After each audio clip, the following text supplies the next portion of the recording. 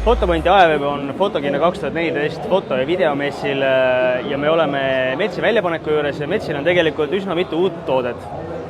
Aga esimeseks me näitame teile uut välku, milleks on siis Mets Mecablades 26 AF1. On selline uus, väike ja siin on üsna mitu täiesti uut omadust, millest me kohe täpsemalt räägime. Mets Mecablades 26 AF1 on siis selline väike, juhtarv on 26 ja töötab siis täisautomaatikaga ehk siis TTL režiimis. Aga mis on nagu eriline? Esiteks väliselt, see valge kork siin peal on tegelikult teleadapter.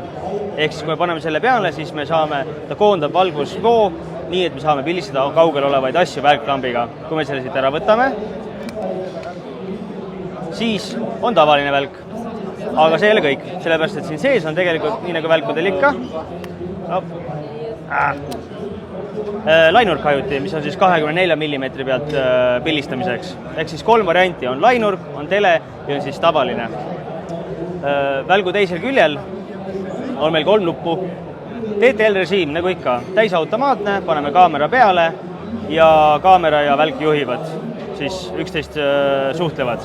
Samamoodi on võimalus kasutada sleivina ehk siis horivälguna, panna kusagile kaugele eemale ja päästa see välk siis hoopis mõne teise välgu abil. 3. nupp, LED, ja see on nüüd selline videograafide jaoks võib-olla põnev.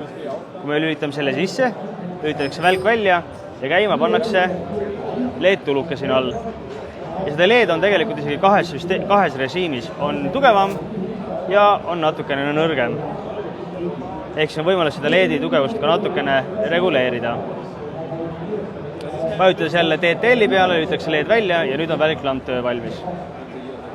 Nii nagu ütlesin, TTL ehk siis siin all on kontaktid, mis on hästi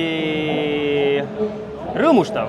On see, et siin on metallist see plaat, mis läheb siis välgu kinga, mis jällegi tõstab oluliselt välklambi vastupidavust. Kaamera peal olles saab seda kallutada ülesse või alla.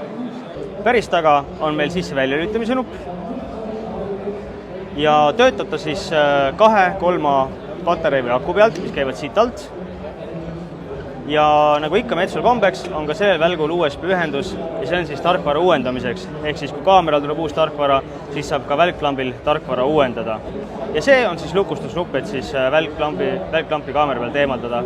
Ehk siis kui ma näitan niiviisi seda vajutades, on see lukustushoop, siis vajutatakse alla. Et selline on siis Metsu väike välk 26 AF1. Mõeldud siis väiksematele kaameratele, näiteks hübriidkaameratele, hea kompaktne, aga samas korraliku juhtarvuga ja reguleeritav üles ja alla ning loomulikult LED-laabi võimalus.